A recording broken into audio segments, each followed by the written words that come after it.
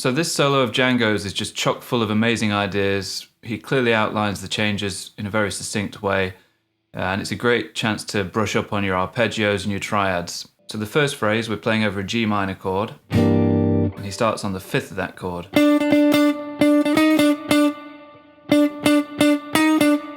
This is just a neighbouring tone from your G harmonic minor scale.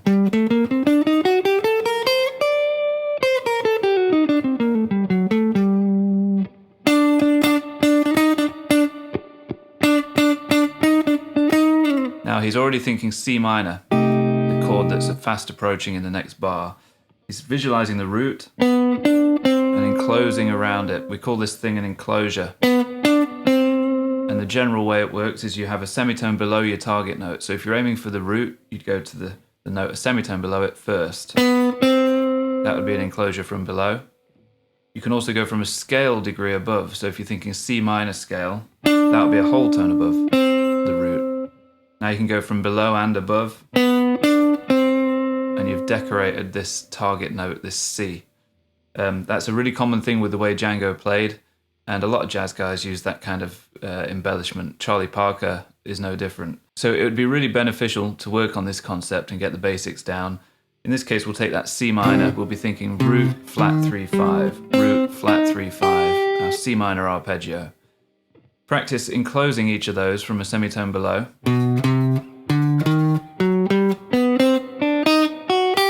And then think about adding the scale degree from above also.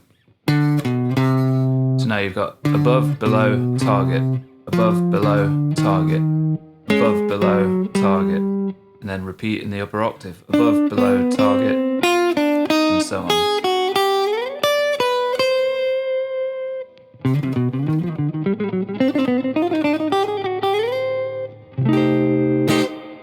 Also practice that on your major chords, of course, root, 3-5 from below.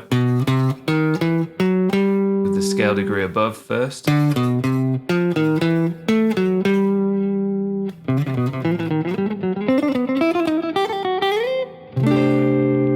It's such an effective way of playing over your chords, and it doesn't involve thinking about complicated scales or anything, just your basic triads and your arpeggios and how to embellish them with enclosures. Have a look out throughout the rest of this solo and you'll see Django is constantly relying on that approach. Okay, so on with the solo. That first phrase took us from G minor to C minor.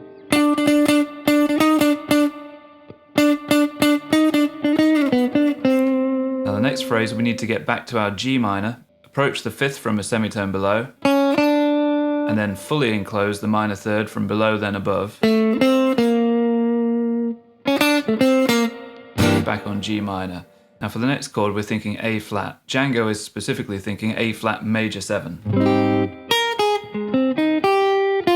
then to the D7, where he resolves the phrase to the root. On this D7, he's going to take a D major triad or a D major arpeggio and just ascend it, resolving to the G, the root of the G minor that has now appeared. So you can really see how much he's relying on arpeggios to navigate these changes. As a side note, I would really recommend working on all of those things. For example, your D major down here, root 3-5, root 3-5. Try every one of the caged shapes. That would be like the C shape. Then you've got your A shape, root 3-5, root 3-5. Then your G shape, root 3-5, root 3-5, root. Then your E shape, root 3-5, root 3-5, root. And then the D shape, root 3-5, root 3. Get that stuff down so it's fully mapped out for your majors and your minors, and you'll see how much of this is reliant on that kind of information. Resolving to G minor. Again, think G minor arpeggio instinctively. D major. G minor. Those simple fundamental building blocks are behind all of this stuff. For the next phrase, he just ascends that G minor arpeggio, and then he plays around with the G harmonic minor scale a little bit.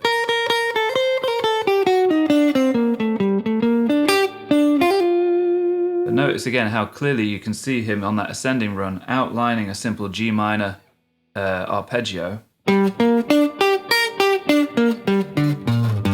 Django liked to use this horizontal kind of framework. You'll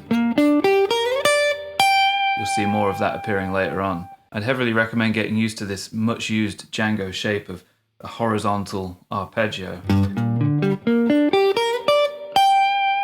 Also get used to adding the second degree of the scale between the 1 and the flat 3.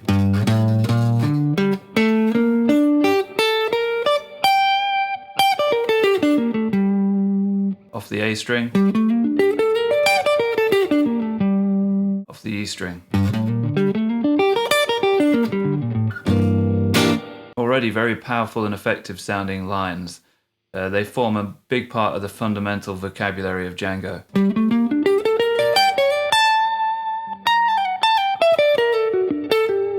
So now he's playing over a C minor. And again, he's going to do that same thing we just mentioned. He's thinking C minor, root, second, flat, third. And then using the fifth, which really is the resolving note on your G minor. And then he takes the same line to the G minor, root, second, flat, third. And then he does this great little bluesy thing,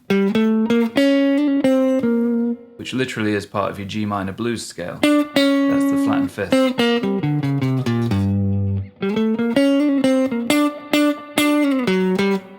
At the end there, that enclosure from a semitone below the root. As always, you can go to the link in the description to get hold of the lesson materials. This one's a real bumper pack. It's got absolutely everything in there. The chords we went through, it's got the head, it's got Django's solo, the transcriptions are all in tab and notation, Guitar Pro and PDF formats. You've also got my backing tracks in there and my playthrough tracks. So everything you could ever need to play this tune. I also do have a Patreon now where for a cheap monthly cost you can get hold of all of the lesson materials for anything I'm teaching on my YouTube channel. And there'll be some bonus stuff in there as well. Okay, then we're into the B section where we're playing over an A flat minor. Takes the same approach again, root, second, flat, third, only this time he's bending to the flat third from the second. And then he does this more enclosure stuff, you know, root, whole tone above, semitone below. And then he just ascends the arpeggio of the A flat minor, going back to that thing we just spoke about. Horizontally plotting these things out. Takes a bit of getting used to throwing the hand and jumping like that, but it's really good to get that stuff under your fingers. Then he's moving up the semitone to the A minor. There's a little bit of picking. Again, just a simple arpeggio, A minor, root, fifth, flat third, root. And then a little bit of that semitone below the root. Then he follows the chords that the rhythm section play, the F9, E9 down to E flat 9, D flat to D9, but he plays them with these voicings. I think he only uses the top 4 strings of that. Now we're done with the B section, we're back to an A section, we're playing over the G minor. He does some great stuff here, mostly a G minor arpeggio to start. There's that second again. Now he's going to imply the D7. If we think about the chords there, G minor, D7. On the D7 he does one of his most common dominant chord ideas, which is to play a diminished type of run off the major third. If you were to take the major third of your D7, so the F sharp, and play a diminished arpeggio off that, you're getting these notes in relation to D7. Third, fifth, flat 7, flat 9. Third, fifth, flat 7, flat 9. He'll often put the root in there as well. So you end up with third, fifth, flat 7, root, flat 9. Third, fifth, flat 7, root, flat 9. In this case he does a bit of both. He puts the root in to start, but skips it there, goes straight to the flat 9. So now you've got this phrase that all runs together, which implies G minor to D7. Now he's back on that G minor, he's going to play this,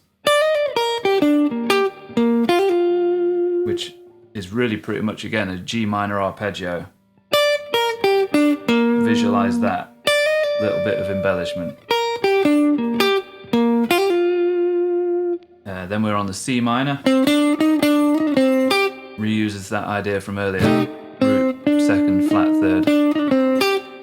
And then he does some great embellishment again, very similar to the bit earlier on. Kind of toying with this flattened fifth, bringing the blues feel in and out again. Okay, and that's the first solo done. Now we start the second solo. So we're back at the top of the form. So we have another A section. So we're back on G minor. He plays this, which yet again, there's the second degree of the scale, bending it to the minor third, coming down to the root, and then the fifth. It really is all about your arpeggios. Then he goes down to the flat 7 to imply G7, that then resolves to the C minor. Then on the C minor he plays another one of his favourite shapes, which you can visualise a C minor triad or arpeggio. And then we're thinking G minor, where he's going to target this note from a semitone below and come down the arpeggio again. C minor, G minor, walking up to the third of your A flat 7 chord, and then he ascends an A flat major arpeggio with the same shape he used for the D major way back. Resolves to the root of the D7, really following the changes religiously and using nothing but basic major or minor arpeggios. And then on the D7, a little trill to the flat 9 and back, comes down a D7 arpeggio, chromatically walks down to your flat 7 and then goes to the fifth and walks down till he hits the G on the resolving beat back to G minor. Plays that as triplets. It's a tough little run. So that whole run that takes us from C minor to G minor, A flat 7 to D7. He's playing this. 3, 4, 1.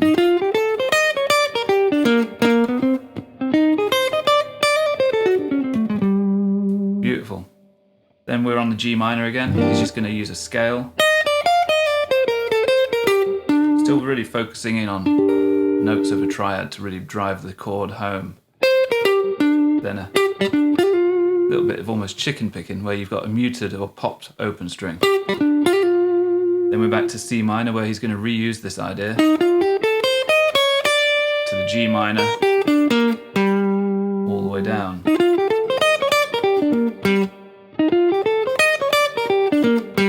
And then he does another one of those bluesy things. And then we're on to another B section, but he doesn't really solo over this bit. He just plays some tremolo chords. So we're on A flat minor 6. He's thinking of this shape here, which is a great sound. Root, flat 3, 6, and he does his tremolo. Keeps it going for, 4 bars, and then kind of accents one of those last beats. Then moves it up a semitone to your A minor 6. And then back to the rundown. Now we're on the final A section where he plays some really inventive stuff. On the G minor, he does this thing that he used a lot. He's obviously a fan of getting a bit of dissonance in there. Sounds weird out of context, right? Root, major 7 together. And then he plays, which is really mostly G harmonic minor scale, but he's honing in on the flat 7 at the end of the phrase to kind of imply G7 leading to the C minor. He was obviously very clear on trying to hit flat 7s as the chord change was approaching. And then on the C minor, again just a straight arpeggio from the flat 3 to the 5th, back down, root, 5th, flat 3, root. Back to G minor where he goes straight for the 5th. And then a real bluesy ending. Again with a couple of those little accented upstrokes on muted strings.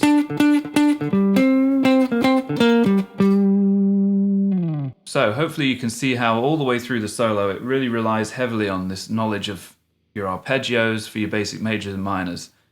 Helps if you know your sevenths as well, of course, but at least get those majors and minors down, get them vertically using the caged system I'd recommend. So that's 5 shapes in vertical blocks, but then also work on the horizontal shapes.